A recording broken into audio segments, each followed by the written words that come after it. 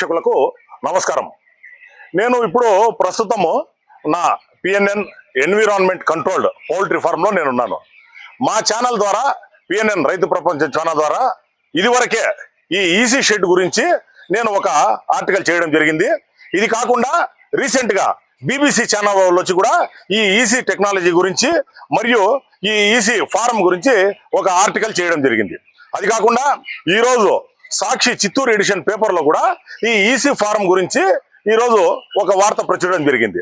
ఎప్పుడైతే ఈ ప్రసార మాధ్యమాల్లో ఈసీ షెడ్ గురించి ఇలాంటి ఆర్టికల్స్ వస్తున్నాయో దీన్ని చూసి రిపీటెడ్ గా మాకు లెక్కలేనన్ని ఫోన్లు మన ఆంధ్ర అయితే ఏమి, తెలంగాణ అయితే ఏమి, కర్ణాటక అయితే ఏమి, ఈ 3 రాష్ట్రాల నుంచి కూడా దాదాపు ఈ 4 రోజుల్లో దాదాపు ఒక 1000 ఫోన్లు మాకు ఈ ఈసీ టెక్నాలజీ గురించి కొంచెం డౌట్స్ ఉన్నాయని చెప్పి ఫోన్ చేయడం జరిగింది. కాబట్టి ప్రేక్షకులకు ఈ ఈసీ టెక్నాలజీ గురించి మొన్న వీడియోలో మేమేమైతే చెప్పినామో దాంతో ఇంకా ఏమి తెలియని విషయాలు ఏమున్నాయో ఇది రైతు సోదరులకు ఆసక్తికర వారికి అందజేయడానికి ఈ రోజు ఈ ఆర్టికల్ చేయడం జరిగింది.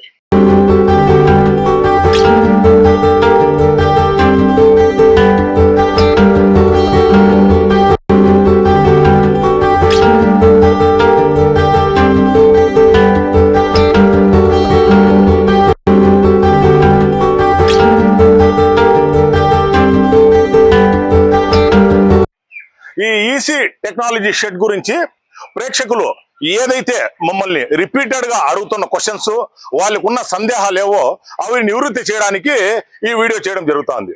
మొట్టమొదటిది, ఈ ఈసీ షెడ్ కు మాకు ఎంత స్థలం కావాలని చెప్పి మమ్మల్ని రిపీటెడ్ గా అడుగుతా ఉన్నారు. దీనికి కావాల్సింది స్థలంతో మనకు పని లేదు. 420 అడుగుల పొడవు, 420 ఫీట్ లాంగ్, విడ్త్ వచ్చి 47 అడుగులు, 47 ఇంటూ 420 ఫీట్, 420 ఫీట్ లో 400 ఫీట్ అనేది షెడ్ కు, 20 అడుగులు అనేది మన ఫీడ్ రూమ్ కు కావాల్సి వస్తుంది. కాబట్టి మీకు మెజర్మెంట్, ఈ మెజర్మెంట్ ఏదైతే ఉంటుందో ఇది ఒక ఐడల్ మెజర్మెంట్. ఈ షెడ్ కు ఏమంటే ఒక యూనిట్ ఈసీ షెడ్ మనం ఎరెక్ట్ చేసుకోవాలనుకుంటే అక్కడ వచ్చే మిషనరీ గానీ, అక్కడ వచ్చే ఫీడర్స్ గానీ, ఆడొచ్చే డ్రింకర్స్ గానీ ఈ 25,000 కోళ్లకు ఒకే ఖర్చు మనకు వస్తుంది. కాబట్టి దీంతో మనం 10,000 చేసుకున్నా, 15,000 చేసుకున్నా, 20,000 కోళ్లకు చేసుకుంటే కూడా ఎక్స్పెండిచర్ లో పెద్దగా డిఫరెన్స్ ఏమి ఉండదు ఏదైతే మిషనరీ పార్ట్ లో ఉందో. కాబట్టి మీకు 420 అడుగుల పొడవు, 47 అడుగులు అనేది ఒక మంచి మెజర్మెంట్ అని చెప్పి నేను భావిస్తా ఉన్నాను. కాబట్టి మీరు ఎవరైనా ఈ షెడ్ కావాలనుకుంటే ఈ 47 అడుగుల వెడల్పుతో 420 అడుగుల పొడవుతో దీన్ని మీరు చేసుకోవాలి. రెండో పార్ట్, దీనికి ఖర్చు ఎంత వస్తుంది అని చెప్పి మమ్మల్ని రిపీటెడ్ గా అడుగుతా ఉన్నారు. దీనికి ఖర్చుకు సివిల్ పార్ట్ అంటే షెడ్ మనం నిర్మించుకోవడానికి ఎంత అవుతుంది అని చెప్పి ఈ 420 అడుగుల షెడ్, 47 అడుగుల వెడల్పుతో మనం ఓన్లీ షెడ్, మిషనరీ కాకుండా షెడ్ పార్ట్ వరకు దాదాపు 55 లక్షల నుంచి 60 లక్షల రూపాయలు వ్యయం అనేది అవడం జరుగుతుంది. దీంతో ఈ షెడ్ అనేది మనము సైడ్ లో టార్పాల్ క్లోజ్ చేసిన షెడ్ చేసుకోవచ్చు, లేకపోతే సైడ్ కూడా ఫుల్ క్లోజ్డ్ షెడ్ కూడా మనం చేసుకోవచ్చు. కానీ టార్పాలిన్ షెడ్ నే మనం ప్రిఫర్ చేస్తాము. ఎందుకంటే ఈ షెడ్ చూడొచ్చు మీరు, ఈ సైడ్ లో టార్పాల్ ఉంది. దీంతో ఏదైనా ఇన్ కేసు ఏదైనా ప్రాబ్లం అయ్యి మనకి ఎలక్ట్రిసిటీ గన పని చేయలేదనుకుంటే ఇది ఆటోమేటిక్ గా డౌన్ అయిపోతుంది ఈ కర్టన్ అనేది. దీన్ని మీకు ఈ వీడియోలోనే మీకు ఈ కర్టన్ ఎట్లా డౌన్ అయింది అనేది కూడా మీకు చూపిస్తాను. కాబట్టి మనం ఈ టార్పాలిన్ షెడ్ కు పోయేదే బెస్ట్ అని చెప్పి నేను దీన్ని సజెస్ట్ చేస్తా ఉన్నాను. కాబట్టి ఈ షెడ్ కన్స్ట్రక్షన్ అనేది మనకు దాదాపు 55 లక్షల నుంచి 60 లక్షల రూపాయలు వ్యయం అనేది అవుతుంది. మీరు ఈ షెడ్ ఏదైతే మీరు చూస్తారో ఈ షెడ్ వచ్చేసి మనం 5 ఫీడర్ లైన్లు పెట్టినాం. దీనికి ఈ ఫీడర్ లైన్లు 5 లైన్లు పెట్టినాము. ఈ షెడ్ లో ఈ 5 లైన్ల ఫీడర్లు, 6 లైన్ల డ్రింకర్లు. ఏమంటే కోడి అక్కడే తిని అక్కడే పనుకోవాలని చెప్పేది కాన్సెప్ట్. మనం దూరమైన ఫీడర్ లైన్ పెట్టినామంటే కోడి తినిందంతా తిరిగేదానికి సరిపోయి దాని ఎనర్జీ లాస్ట్ అవుతుందని చెప్పి మనకి సైంటిఫిక్ గా ప్రూవ్ అయింది. కాబట్టి మనకు ఎంత దగ్గరగా ఈ ఫీడింగ్ లైన్ అనేది ఉంటుందో అంత అవుట్పుట్ వచ్చేదానికి ఆస్కారం ఉంటుంది. కాబట్టి ఈ షెడ్ మేము ఏమైతే ఎస్కట్ చేసినామో దీంతో 5 లైన్ల ఫీడర్లు, 6 లైన్ల డ్రింకర్లు పెట్టినాము. ఇది మేము చేసింది బిగ్ డచ్మెన్ ఈ కంపెనీది. ఈ బిగ్ డచ్మెన్ కంపెనీలో ఈ 5 ఫీడర్ లైన్, 6 డ్రింకర్ లైన్ కావాలంటే దాదాపు 35 నుంచి 39 లక్షల రూపాయలు వ్యయం అనేది ఈ ఎక్విప్మెంట్ అవుతుంది. ఈ ఎక్విప్మెంట్ అంటే ఏమేమి వస్తుంది దీంతో అంటే ఫీడర్ లైన్ వస్తుంది, డ్రింకర్ లైన్ వస్తుంది, సైడ్ టార్పాలిన్స్ వస్తాయి, అక్కడ పోతా ఉండే ఎగ్జాస్ట్ ఫ్యాన్లు వస్తాయి, కూలింగ్ యూనిట్ వస్తుంది, మళ్ళా మానిటరింగ్ ప్యానల్ వస్తుంది, టోటల్ ఆటోమైజ్డ్ షెడ్ ఇది. కాబట్టి ఇది దాదాపు 35 నుంచి 39 లక్షల రూపాయల వ్యవయం ఈ బిగ్ డచ్మెన్ ఎక్విప్మెంట్ అవుతుంది. ఇది కాకుండా ఇండియన్ కంపెనీలకు సంబంధించి పౌల్ ఇన్ఫ్రా ఉంది, డుమాల్ ఉంది, పోలరీస్ ఉంది, ఇలాగా రకరకాల కంపెనీలు ఉన్నాయి. అవంతా కూడా సెమీ ఆటోమేటెడ్ పౌల్ట్రీ ఫార్మ్ అంటారు దాన్ని. కాబట్టి వాళ్ళ దగ్గర అయితే మీకు 25 లక్షల నుంచి 29 లక్షల రూపాయల లోపల ఈ ఎక్విప్మెంట్ అనేది కాస్ట్ అవుతుంది. కాబట్టి మీరు చాయిస్ మీదే, మీరు చేయాలనుకున్నప్పుడు బిగ్ డచ్మెన్, నాకు తెలిసి మన వరల్డ్ ఫేమస్ ఎక్విప్మెంట్ ఏదైనా అంటే ఫుల్లీ ఆటోమేటెడ్ ఈ బిగ్ డచ్మెన్. కాబట్టి ఈ బిగ్ డచ్మెన్ కి పోవాలనుకుంటే 35 నుంచి 39 లక్షల రూపాయల వరకు వ్యవహారం అవుతుంది. 5 ఫీడర్ లైన్, 6 డ్రింకర్ లైన్ కు. అది కాకుండా ఇండియన్ కంపెనీలకు ఏదైనా పోవాలనుకుంటే ఈ పౌల్ ఇన్ఫ్రా గానీ, పోలరీస్ గానీ, డుమాల్ గానీ, ఇంకా లెక్కలేని కంపెనీలు ఉన్నాయి. వాటికంతా 25 నుంచి 29 లక్షల రూపాయలు వ్యయం అనేది జరుగుతుంది. కాబట్టి ఆల్మోస్ట్ ఈ ఫీడర్ లైన్ కు సివిల్ వర్క్ అంతా కలిసి 95 లక్షల నుంచి 1 కోటి రూపాయలు వ్యయం అనేది అవుతుంది. ఇది కాకుండా మనకి జనరేటర్ అనేది ఒక 5 లక్షల రూపాయలకు జనరేటర్ అవుతుంది. అది కాకుండా పవర్ అనేది మనకు పక్కన సబ్ స్టేషన్ ఉండి అందుబాటులో ఉంటే మనకు ఒక 2, 3, 4, 5 లక్షల రూపాయల లోపల ఈ పవర్ అనేది అందుబాటులోకి వస్తుంది. లేదు కిలోమీటర్ మనం ఎక్కువ ఉండి, ఇప్పుడు మా షెడ్కి వచ్చి దాదాపు 3.5 కిలోమీటర్ నుంచి మేము పవర్ తీసుకురావడం జరిగింది. మేము సొంతంగా కరెంట్ ఫోన్ వేసి మనమే లైన్ లాక్కొని రావడం జరిగింది. దాదాపు 20 నుంచి 25 లక్షల రూపాయలు మాకు పవర్ అనేది ఖర్చు అవ్వడం జరిగింది. కాబట్టి ఈ పవర్ అనేది మీకు దగ్గరలో ఉంటే ఈ కన్స్ట్రక్షన్ కాస్ట్ అనేది తక్కువ అవుతుంది. అదే మీకు దూరంగా ఉండిందంటే ఈ కన్స్ట్రక్షన్ కాస్ట్ కూడా పెరిగేదానికి అవకాశం ఉంది. దాదాపు ఫుల్ ఫ్లెడ్జ్ గా ఈ షెడ్, ఒక్క షెడ్ మనకు కన్స్ట్రక్షన్ కావాలనుకుంటే దాదాపు 1 కోటి రూపాయల నుంచి 1,20 లక్షల రూపాయలు వ్యయం అనేది ఈ షెడ్కు కావడం జరుగుతుంది. ఇప్పుడు ఏదైతే నేను ఈ కర్టన్స్ గురించి మీకు చెప్పినానో, ఇది బిగ్ డచ్మెన్ లో మేము సైడ్ టార్పాల్తో నిర్మించిన షెడ్. ఈ షెడ్ లో ఉన్న అడ్వాంటేజ్ ఏమంటే ఇప్పుడు కరెంట్ ఉంది, అక్కడ ఫ్యాన్లు పోతా ఉన్నాయి, మన కోళ్ళకి కావాల్సినంత వెంటిలేషన్ కానీ ఎయిర్ కానీ ఇప్పుడు లభిస్తూ ఉంది. ఒకవేళ ఈ కరెంట్ పోయిందంటే ఆటోమేటిక్ గా మన జనరేటర్ అనేది ఆన్ కావడం జరుగుతుంది. ఒకవేళ ఇన్ కేస్ కరెంట్ పోయి జనరేటర్ ఆన్ కాలేదనుకుంటే ఇప్పుడు ఈ ఏదైతే ఈ సైడ్ టార్పాల్ అంతా ఉన్నాయో ఇవి ఆటోమేటిక్ గా కిందకి డ్రాప్ అయిపోవడం జరుగుతుంది. ఒక 2-3 మినిట్స్ అయినాక ఎప్పుడైతే కరెంట్ అనేది ఈ షెడ్ లో అందుబాటులోకి రాలేదో అప్పుడు ఖచ్చితంగా ఈ షెడ్ అనేది ఆటోమేటిక్ గా కిందకు వచ్చేయడం జరుగుతుంది. ఇప్పుడు చూస్తా ఉన్నారు మీరు, ఈ ఏదైతే షెడ్ ఉందో దీంతో టార్పాలిన్ అనేది ఆటోమేటిక్ గా కిందకి రావడం జరుగుతుంది 2-3 మినిట్స్ అయినాక.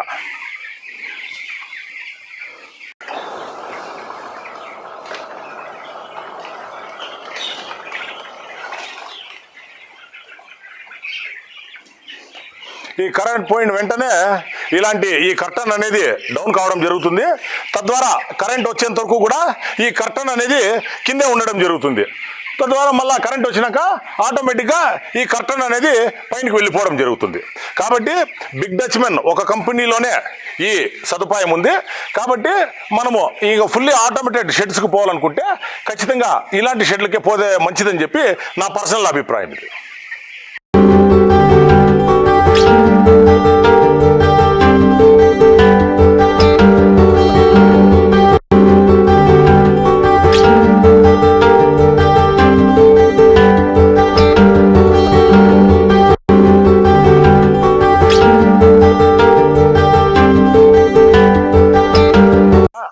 ఈ కన్స్ట్రక్షన్ గురించి, ఎక్విప్మెంట్ గురించి మీకు తెలియజేయడం జరిగింది.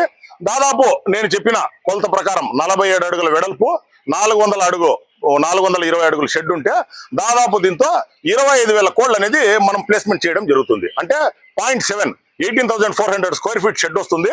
దీంతో 0.7 యావరేజ్ తో కంపెనీ వాడు మనకు కోళ్ళు అందజేయడం జరిగింది. ఇంటిగ్రేషన్కి పోయినామంటే లేదా మనం సొంతంగా చేసుకున్నామంటే కూడా ఈ 25,000 బర్డ్స్ అనేది ఈ షెడ్ కెపాసిటీ ఉంటుంది. ఈ షెడ్కు లోన్ గురించి మాట్లాడుతూ ఉన్నారు. నాకు తెలిసి ఈసీ షెడ్కు ఎలాంటి సబ్సిడీ లేదని చెప్పి నాకున్న సమాచారం. ఎందుకంటే ఇది దాదాపు 1 కోటి నుంచి 1,20,000 రూపాయల వ్యయంతో ఈ షెడ్ నిర్మించడం జరుగుతుంది. బ్యాంక్ లో దీనికి లోన్ మాత్రం దొరుకుతుంది, కానీ సబ్సిడీ పార్ట్ అనేది నాకు ఐడియా లేదు. పెద్దగా ఎక్కడా కూడా నాకు తెలిసి సబ్సిడీ వస్తుందని చెప్పి ఎక్కడా లేదు. కానీ మన సెంట్రల్ గవర్నమెంట్ స్కీమ్ ప్రకారము నాకు వచ్చిన సమాచారం మేరకు ఏ బ్యాంక్ లో అయితే మనం లోన్ తీసుకుంటామో పర్ఫెక్ట్ గా మనము రీపేమెంట్ చేసినామంటే మనము రేట్ ఆఫ్ ఇంట్రెస్ట్ లో 1% రిటర్న్ వస్తుందని చెప్పి మాత్రము నాకు అందిన సమాచారము. కాబట్టి ఈ ఈసీ షెడ్ కు సబ్సిడీ వస్తుంది అని చెప్పేది మీరు అక్కడ ఉన్న బ్యాంకుల్లో ఎవరి దగ్గర మీరు తెలుసుకోవచ్చు. నాకున్న సమాచారం ప్రకారం దీనికి సబ్సిడీ లేదని చెప్పి నేను భావిస్తా ఉన్నాను. ఇక ఆదాయంకు ఈ షెడ్డుకి ఎంత ఆదాయం వస్తుందని చెప్పి నన్ను రిపీటెడ్ గా అడుగుతా ఉండే క్వశ్చన్ ఇది. దీని ఆదాయం అనేది ఎప్పుడైతే మనం ఇంటిగ్రేషన్కి పోతామో, ఇంటిగ్రేషన్ అంటే కంపెనీ వాళ్ళు చిక్స్ వాళ్ళే ఇచ్చి వాళ్ళే ఫీడ్ ఇచ్చి మనం ఓన్లీ రియరింగ్ చార్జెస్ అంటే మనం కోడి పెంచి వాళ్ళకి ఇస్తే వాళ్ళు ఇచ్చే మనకు కూలీ అంటారు దాన్ని మాత్రమే వాళ్ళు అందజేయడం జరుగుతుంది. ఇది ఒక్కొక్క కంపెనీలో ఒక్కొక్క రకంగా ఉంటుంది. కానీ ఇది ఎప్పుడు కూడా వాళ్ళు ఇచ్చిన ఫీడ్ తక్కువ ఫీడ్ తిని ఎక్కువ వెయిట్ వచ్చిందంటే ఎఫ్సిఆర్ బేస్డ్ అంటే ఫీడ్ ఎంత తీసుకుంటుందో దానికి రేషియోలో వెయిట్ రావాలి. ఆ వెయిట్ వస్తేనే వాళ్ళ కంపెనీ వాళ్ళు మనకు మంచి రేట్ అందజేయడం జరుగుతుంది. కాబట్టి ఇదంతా కూడా ఎఫ్సిఆర్ బేస్డ్. కాబట్టి దీంతో ఫిక్స్డ్ గా మనకి ఇంతే ఆదాయం వస్తుంది అంతే ఆదాయం వస్తుందని చెప్పేదానికి మనతో లేదు.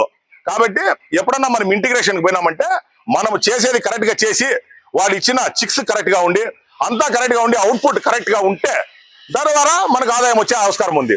ఒకవేళ దీంతో ఏ ఒక్క పారామీటర్ తగ్గినా కూడా మనం ఆశించిన స్థాయిలో దీంతో ఆదాయం వచ్చేదానికి కూడా ఛాన్స్ లేదని చెప్పి రైతులు సోదరులందరూ కూడా దీన్ని గమనించాలి.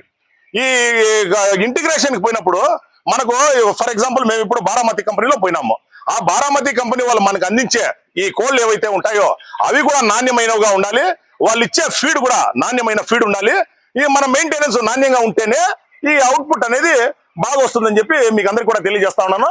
కాబట్టి దీంతో వాళ్ళు ఇచ్చిన కోళ్ళలో గానీ ఏదైనా ప్రాబ్లం ఉండి లేదా వాళ్ళు ఇచ్చే ఫీల్డ్ లో గానీ పవర్ లేకుండా లేకపోతే దాంతో సత్తా లేకుండా లేకపోతే దాంతో పొటెన్షియల్ లేకపోయిందంటే ఖచ్చితంగా దాని అవుట్పుట్ మీద దెబ్బపడే ఆస్కారం ఉంది. కాబట్టి దీంతో ఫిక్స్డ్ ఆదాయము ఇంతే వస్తుంది అంతే వస్తుంది అని చెప్పి ఎవరు కూడా గెస్ చేయలేరు. ఒకవేళ మనం సొంతంగా దీన్ని గన మనమే బర్డ్స్ తీసుకొని మనమే ఫీడ్ తీసుకొని చేసినామంటే కూడా అప్పుడు కూడా ఫిక్స్డ్ గా ఇంతే ఆదాయం వస్తుందని చెప్పి మనం ఎక్కడా కూడా దీంతో అష్యూర్డ్ ఇన్కమ్ ఇంతే అని చెప్పి ఎక్కడా కూడా ఎక్స్పెక్ట్ చేయలేము. కాబట్టి దీంతో ఎక్స్పెన్సెస్ పార్ట్కి వచ్చినారంటే ఒక బ్యాచ్ టైము దాదాపు 30 నుంచి 32, 33, 34, 35, 37 రోజుల వరకు కూడా ఈ బ్యాచ్ అనేది మనము కోళ్ళు డే 1 చిక్ నుంచి లిఫ్టింగ్ స్టేజ్ వరకు 37 to 38 డేస్ అనేది అవుతుంది. మంచి ఉత్పత్తి వచ్చిందంటే 32, 33 రోజుల్లో కూడా ఇది లిఫ్టింగ్ చేయడం జరుగుతుంది. కాబట్టి ఈ 35 to 37 డేస్ మనం చేసేదంతా ఈ ఒక్క షెడ్ మనము మెయింటైన్ చేయాలంటే మనకు వచ్చే ఖర్చు కింద మనం వేసే పొట్టు, ఈ పొట్టు దాదాపు ఈ షెడ్కు 40 నుంచి 50 వేల రూపాయల పొట్టు అనేది మనం కింద వేయడం జరుగుతుంది. ఈ పొట్టు ఒక్కొక్కసారి కొంచెం రైతులు వచ్చి ఈ మన షెడ్ కోళ్ళు అయ్యే టయానికి ఈ ఎరువు అనేది తీసుకుపోవడం జరుగుతుంది. వాళ్ళు తీసుకుపోయినారంటే దీంతో దాదాపు 40 నుంచి 45 వేల రూపాయలు మనకు రిటర్న్ కూడా వచ్చేస్తుంది. ఒకవేళ ఎవరు కన్నా ఈ ఎరువు తీసుకోలేదంటే మనం తీసి పక్కలో డంప్ చేయాల్సి వస్తుంది. కాబట్టి దీనికి అయ్యే ఈ ఒక షెడ్కి అయ్యే ఈ భూసా ఖర్చు వచ్చి 45 వేల రూపాయలు అవుతుంది. దీనికి లేబర్ ఎవరైతే ఈ కోళ్ళు మేపుతారో వాళ్ళకి 40 నుంచి 45 వేల రూపాయలు వాళ్ళకి లేబర్కి ఇవ్వడం జరుగుతుంది. అది కాకుండా పవర్ వచ్చి మనకు సబ్సిడీ ఉంది. ఇది అనిమల్ అండ్ హస్బెండరీ లెక్కలో మనం తీసుకున్నామంటే దాదాపు 3.5 యూనిట్ తో మనకు ఆంధ్రప్రదేశ్ గవర్నమెంట్ దీన్ని మనకి అందించడం జరుగుతుంది. నాకు ఈ షెడ్కు 25 వేల రూపాయలు ఒక పంటకు ఒక బ్యాచ్ కి 38 డేస్ కు మనకు కరెంట్ బిల్ వస్తా ఉంది.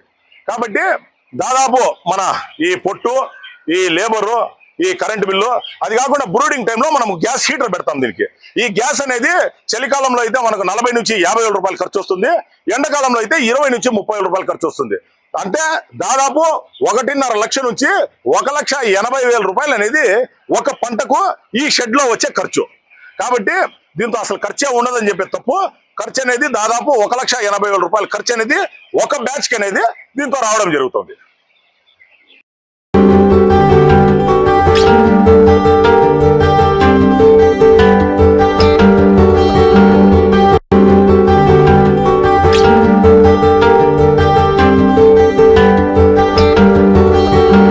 మనకు కంపెనీ వాళ్ళ ఇంటిగ్రేషన్ లో మనకి ఏ రకంగా డబ్బులు ఇస్తారు అంటే ఇప్పుడు మేము ఇచ్చిన బారామతి కంపెనీలో అయితే 1.5 ఎఫ్సిఆర్ అంటే 1.5 కేజీ బర్డ్ తూకం రావడానికి ఎన్ని కేజీలు ఫీడ్ తింటుందని చెప్పేది ఈ ఎఫ్సిఆర్ లెక్క.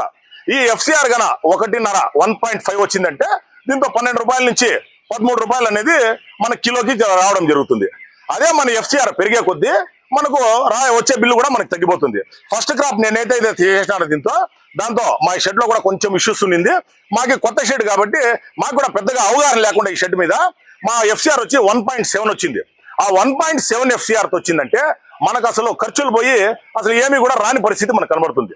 ఫస్ట్ క్రాప్ లో మాకు ఖర్చులు 2 లక్షల రూపాయలు అయితే టోటల్ బిల్లింగ్ మాది 3.5 లక్షల రూపాయలు మాత్రమే ఈ ఈసీ షెడ్ లో మాకు రావడం జరిగింది. కాబట్టి రైతు సోదరులు దీంతో వేసిన ప్రతి పంట కూడా మనకు సక్సెస్ అయిపోతుందని చెప్పి, లేకపోతే వేసిన ప్రతి క్రాప్ లో కూడా మనకు 14 రూపాయల నుంచి 15 రూపాయలు కేజీకి వచ్చేస్తుందని చెప్పి చాలా మంది ఆ అత్యాశలో గానీ లేకపోతే ఆ మైండ్ సెట్ లో ఉన్నారు. ఖచ్చితంగా ఈ షెడ్ లో కూడా ఈసీ షెడ్స్ లో కూడా లాస్ వచ్చేదానికి ఒక్కొక్కసారి పంట ఫెయిల్ అయ్యేదానికి ఆస్కారం ఉంది.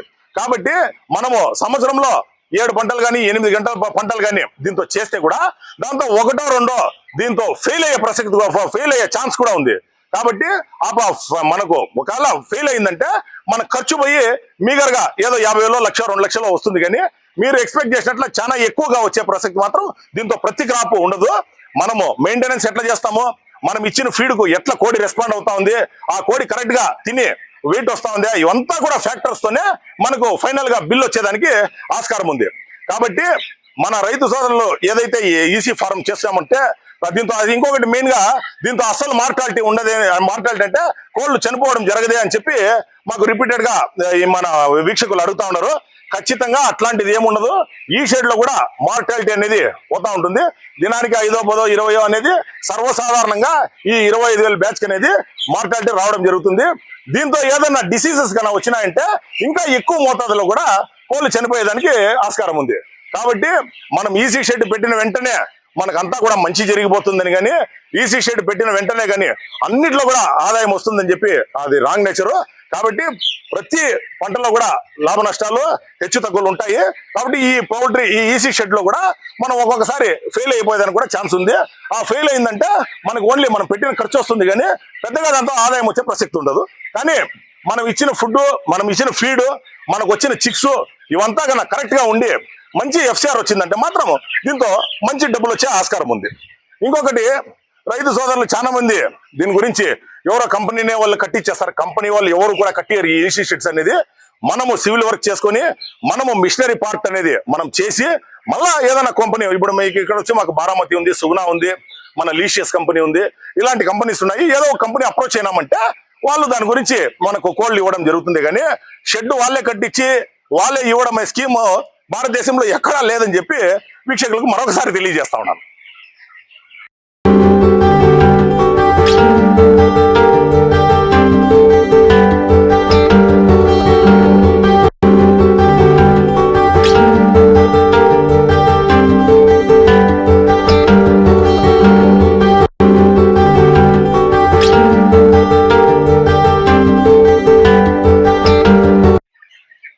కాబట్టి ఈ ఈజీ షెడ్ ఎవరన్నా పెట్టాలనుకుంటే ఖచ్చితంగా నేను ఇప్పుడు ఏదైతే సమాచారం అందించినానో దీనంతా పరిగణనకు తీసుకొని మీరు ప్రొసీడ్ కావచ్చని చెప్పి మీకు అందరికీ కూడా సజెస్ట్ చేస్తా ఉన్నాను. ఓపెన్ షెడ్కు ఈజీ షెడ్కు ఖచ్చితంగా దీంతో లేబర్ పార్ట్ అనేది తక్కువ ఉంటుంది. ఇంకొకటి ఇంత పెద్ద షెడ్ లో మన 18,000 4,000 స్క్వేర్ ఫీట్ లో కన్నా మనం అవుట్ షెడ్ వేసుకున్నామంటే దాంతో 13 నుంచి 14,000 కోళ్లే మాత్రమే కంపెనీ వాళ్ళు ఇవ్వడం జరుగుతుంది. అదే ఈసీ షెడ్ లో అయితే 25,000 కోళ్ళు అనేది ఇవ్వడం జరుగుతుంది. అది కాకుండా కోళ్ళు అవుట్ షెడ్ లో 45 రోజులకు వెయిట్ వస్తే ఈ ఈసీ షెడ్ లో 33 నుంచి 36 డేస్ వరకు వెయిట్ వచ్చేదానికి ఆస్కారం ఉంది. ఇంకొకటి బయట ఇంత మాత్రం పెద్ద షెడ్ లో మనము లేబర్ పాయింట్ తో వేయాలనుకుంటే ఒక దాదాపు 5 నుంచి 8 మంది లేబర్స్ అనేది ఈ షెడ్ కావాల్సి వస్తుంది 25,000 కోళ్లు చేయాలంటే. అదే ఈ షెడ్ లో అయితే మనకు ఒక వైఫ్ ఒక హస్బెండ్ ఇద్దరుంటే చాలు. వాళ్ళు ఇద్దరుంటే దీనికి మోర్ దెన్ ఎనఫ్, వాళ్ళు చేసే పని ఖచ్చితంగా దీంతో సరిపోతుంది. కాబట్టి దీంతో ఈ ఈసీ షెడ్ లో అడ్వాంటేజెస్ ఎన్ని ఉన్నాయో దానికి సంబంధించి 1-2 డ్రాబ్యాక్స్ కూడా ఉన్నాయి. అదే డ్రాబ్యాక్స్ మార్కెత్తుకుంటే ఈ ఇన్వెస్ట్మెంట్ అనేది చాలా ఎక్కువగా అవుతుంది. రెండవ పాయింట్, ఒకవేళ ఏదైనా క్రాప్ గాన ఫెయిల్ అయిందనుకుంటే దాంతో వచ్చే ఆదాయం కూడా చాలా తగ్గిపోతుంది.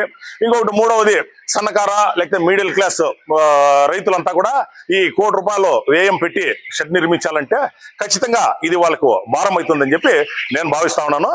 కాబట్టి ఎవరైనా ఈ ఈసీ షెడ్ గురించి మీరు ప్లానింగ్ లో ఉంటే ఖచ్చితంగా నేను ఈ వీడియోలో ఏదైతే మీరు పాయింట్స్ షెడ్ కన్స్ట్రక్షన్ గురించి కానీ ఎక్స్పెన్సెస్ గురించి కానీ అంతా కూడా తెలియజేయడం జరిగింది. దీంతో మీరు ఇదంతా చూసి మీకు ఇంకా ఫర్దర్ డౌట్స్ ఏదన్నా ఉంటే నన్ను సంప్రదించవచ్చు. కానీ మీకు కావాల్సిన బేసిక్ ఇన్ఫర్మేషన్ అంతా కూడా ఈ వీడియోలో అందజేయడం జరిగింది. నేను ఇప్పుడు ఈ ఈసీ షెడ్ రన్ చేస్తా ఉండి నాకు వచ్చిన ఒపీనియన్ ఏమంటే, మీరు ఈ ఈసీ షెడ్ కన్స్ట్రక్షన్ లో చేయాలనుకుంటే ఖచ్చితంగా మీరు బిగ్ బ్యాచ్మెన్ ఎక్విప్మెంట్ యూజ్ చేసినారంటే ఇది ఫుల్లీ ఆటోమేటెడ్ అవుతుంది. కాబట్టి మీకు లెస్ స్ట్రెస్ అనేది పని భారం తక్కువ ఉంటుంది. ఏ చిన్న సమస్య వచ్చినా కూడా మనకు అలారం వస్తుంది. కాబట్టి మీరు ఈ బిగ్ బ్యాచ్మెన్ కి పోతే బాగుంటుందని చెప్పి నా పర్సనల్ అభిప్రాయం మాత్రమే దీన్ని. కాబట్టి ఇంకా రైతు సోదరులు దీని గురించి ఆలోచించేసి ఇంకా దీంతో ఫర్దర్ గా ముందర పోయేదానికి మీరు ఆలోచన చేసుకోవచ్చు, మీకు అందరికీ కూడా తెలియజేస్తాను.